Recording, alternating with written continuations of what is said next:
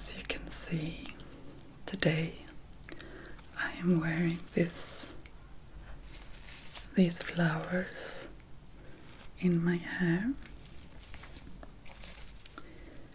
and they are it's called a Midsummer krans,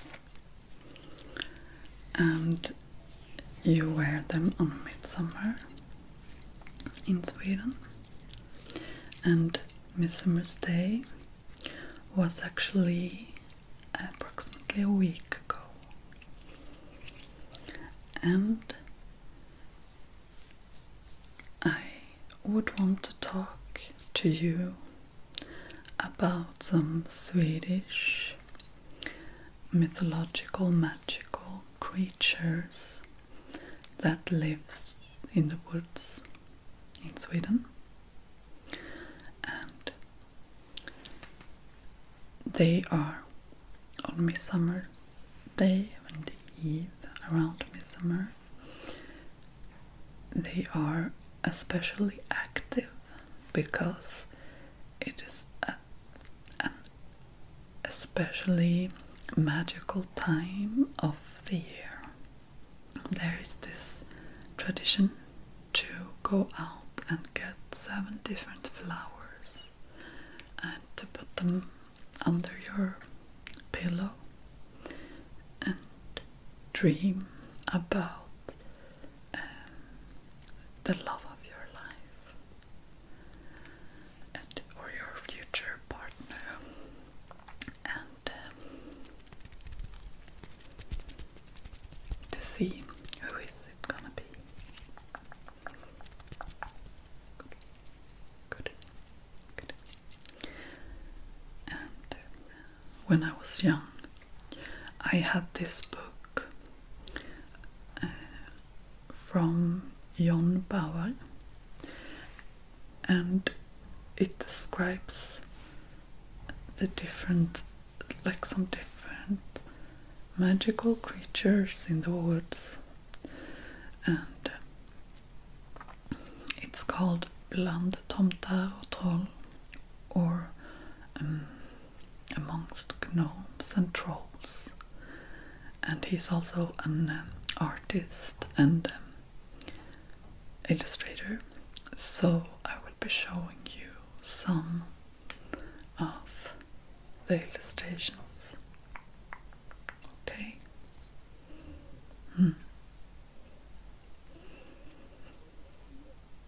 So to begin by telling you about this creature called Skogsrået, Skogsrå, or Huldra. And Skogsrået, it's a she. She is the forest spirit, and she protects all the wild things in the forest and the wild animals, especially from human harm. Okay. And she is described as extraordinarily beautiful and seductive, and she's mostly in Swedish tales described as a benign creature, but she has this dangerous side to her. She, with her seductive and her beauty, she is said to lure men into sleep with her, and she then can take their soul, and they become withdrawn and silent after that, which actually is a pretty good description of a lot of men in Sweden. Just kidding. Anyhow, so she can be dangerous too if she's on that mood, I guess. And she is described to have this hollow back, hole in her back, and sometimes also or a tail, often like a horse tail or a cow's tail. So she is very careful not to show these sides of her. She only shows her front, like her beautiful side, and hides her back. Okay. Yeah.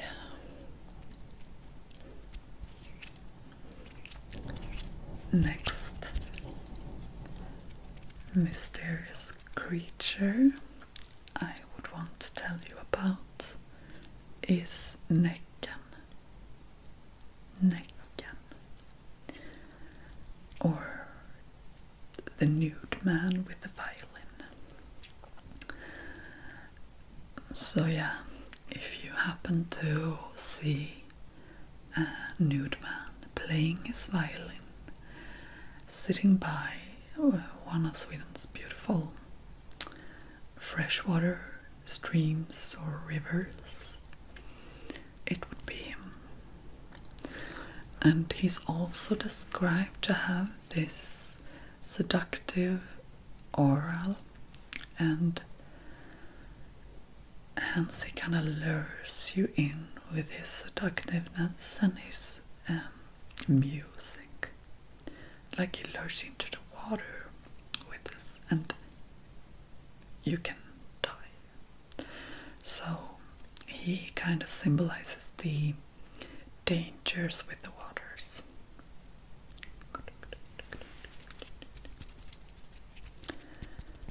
And he can be said to be the Scandinavian equivalent to the Roman god, water god Neptune, or the Greek god Poseidon. Okay. And a more famous creature that you most certainly know is the trolls. Trolls. And or like trolls are described in so many ways, but the original trolls, they are these giant beings that are also mysteriously camouflaged to look like the trees and the mountains and stones and trees where they live. And they are very connected to nature. They live in groups, in like family units, and they are often described, like their characteristics are often described to be clumsy, maybe like a bit slow or dumb, and they're not described to be very kind or affectionate toward humans, but they're not either, like they're not very aggressive either. However, they can be this kind of, they can kind of like prank you, pull tricks on you.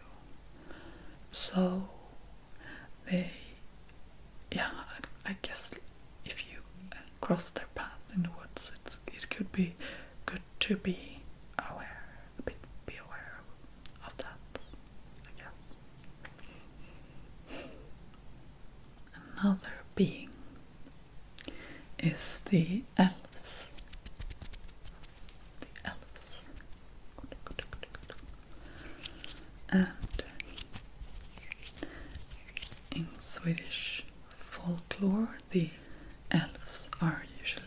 female.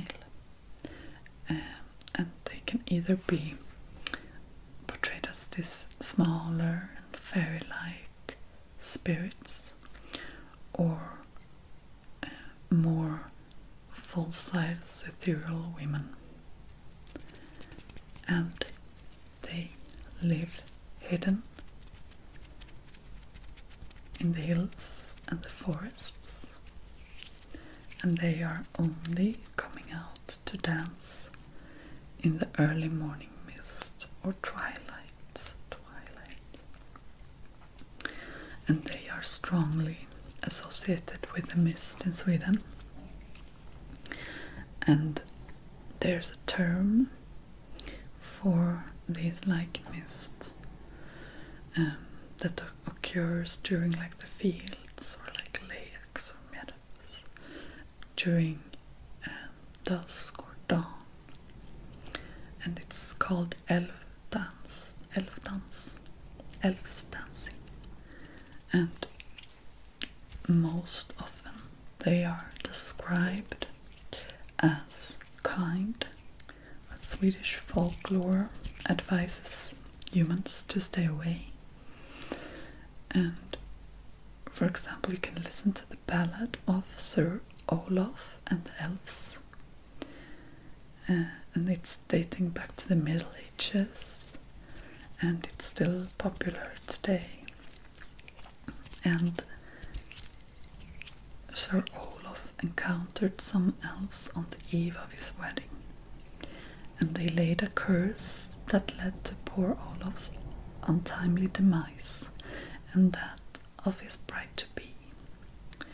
So it could be advisable to only watch the elves from afar. Okay. And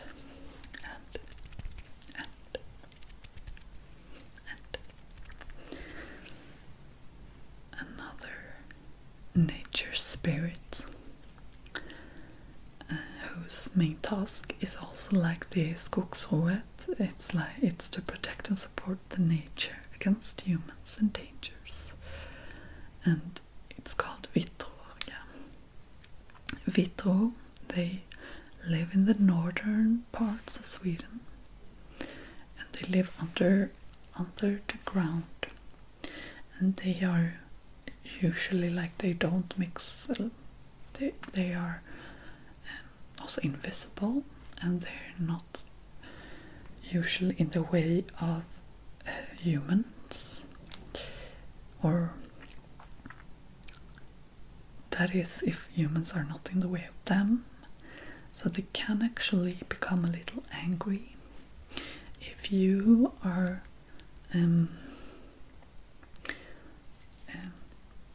throwing out hot water or urinating down into the ground in their homes without saying like watch out, or if you decide to build your home upon their home, they can become very angry and create like accidents that could harm you or even kill you. So just make sure not to bother them, and they will not do any harm to you. Okay.